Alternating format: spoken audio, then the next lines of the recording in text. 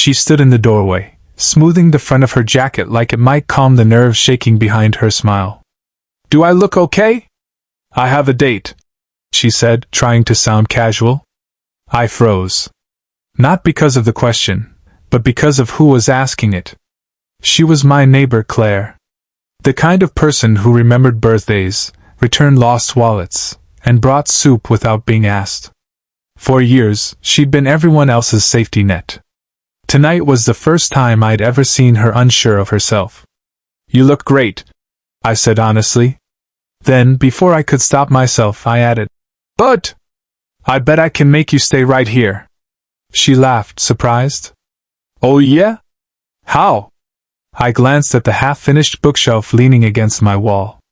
She'd helped me carry it up the stairs last week after I threw my back out. No complaints. No rush. Just kindness. "I still owe you," I said. 5 minutes. "Sit. Let me return the favor." She hesitated, checking her phone. The date could wait. She sat. I fixed a loose hinge on her bag. Nothing heroic. Just listening while she talked, about being nervous, about how it felt to try again after years of putting herself last. As I worked, I realized something uncomfortable. How often people like Claire give, and how rarely anyone asks them to pause. When I finished, she looked at the clock. Then at me. "You know," she said softly, "I think I needed this more than the date." Claire finally stood up, adjusting her jacket again, but slower this time, like she wasn't in a rush anymore. "I should go," she said, though her voice didn't fully believe it. "You still can," I replied. "I just didn't want you leaving without knowing you matter too." That stopped her. She leaned against the counter and let out a quiet laugh. "You know what's funny? I've canceled dates for everyone else before. Sick friends. Broken cars. Babysitting emergencies." She looked at the floor. "I don't think anyone's ever asked me to stay." That landed heavier than I expected.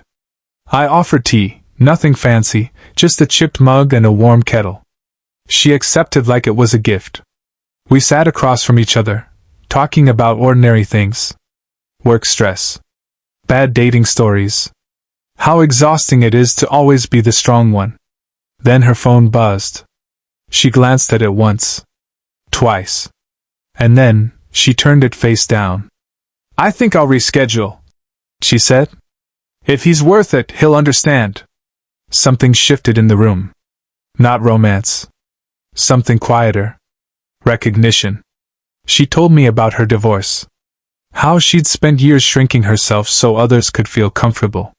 How kindness, when unnoticed, can start to feel invisible.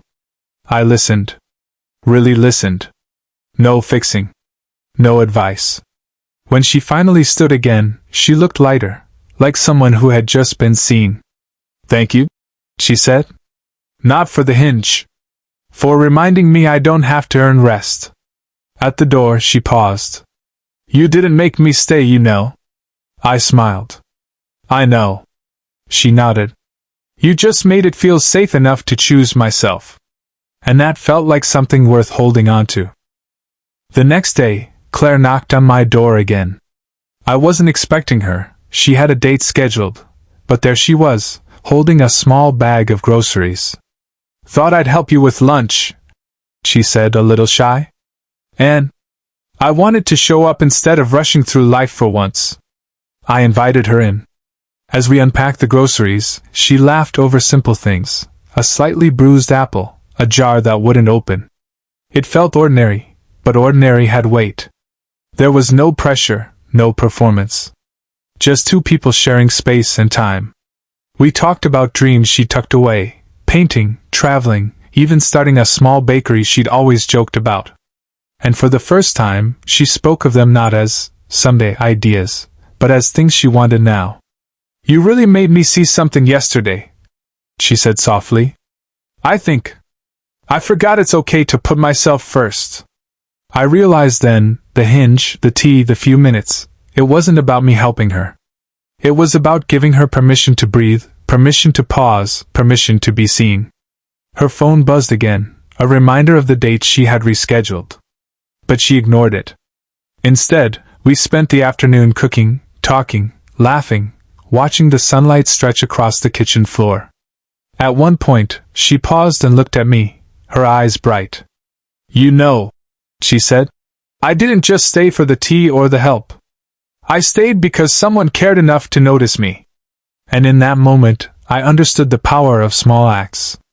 How a few minutes, a little attention, could ripple out and restore someone's spirit. When she finally left, she hugged me tightly, smiling. "I'll remember this," she whispered. "And I'll try to remember it for myself too." I watched her go, feeling that quiet, steady warmth that only comes when you've truly helped someone see their own worth.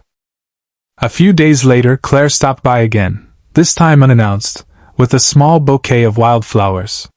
"For you," she said, smiling. "For noticing me." I laughed softly. "It wasn't much. Just a few minutes." She shook her head. "No.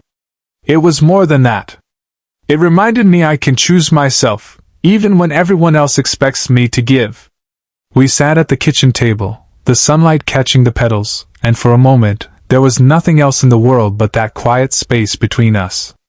She told me about the date she'd postponed. How, surprisingly, he had been understanding, but she realized she didn't need anyone's approval to feel ready. "I think," she said thoughtfully, "I've spent so long trying to be everything for everyone that I forgot what it felt like to just be me." Her words hit me harder than I expected. She wasn't just talking about her dating life. She was talking about self-worth, kindness, and reclaiming time for herself, lessons most of us have to learn the hard way. I told her honestly, "You deserve those few minutes yesterday, just like you deserve every day to pause and breathe." She smiled, a little wistfully. "You know, I think I might even cancel another date, just to have one more morning like this." And in that moment, I realized something. Acts of kindness don't need to be grand. They don't need to save the world. Sometimes, they just need to make someone stay in a moment long enough to see their own value. She left that afternoon with a lightness I hadn't seen in her before. And I sat there thinking, maybe the best gift isn't giving someone what they want, it's giving them permission to see themselves clearly. And for Claire, that gift had changed everything. A week later, I noticed the change before anyone said a word. Mrs. Alvarez moved differently, lighter, steadier. She smiled more. Mark joked that his mom had upgraded her entire personality. But beneath the humor was something real. She was sleeping. Really sleeping. The kind that resets your soul, not just your body. One evening, she called me over again, not to fix anything, just to sit. She told me stories I'd never heard before. About moving to this country with nothing but 2 suitcases. About nights she cried quietly so Mark wouldn't hear. About how being tired all the time makes you forget who you are. "That bed," she said, shaking her head, "gave me my mornings back." That hit me harder than I expected. I started noticing other things around the house. A loose cabinet hinge. A porch step that wobbled. A heater that coughed like it had something to confess. I fixed one thing, then another. Not because anyone asked.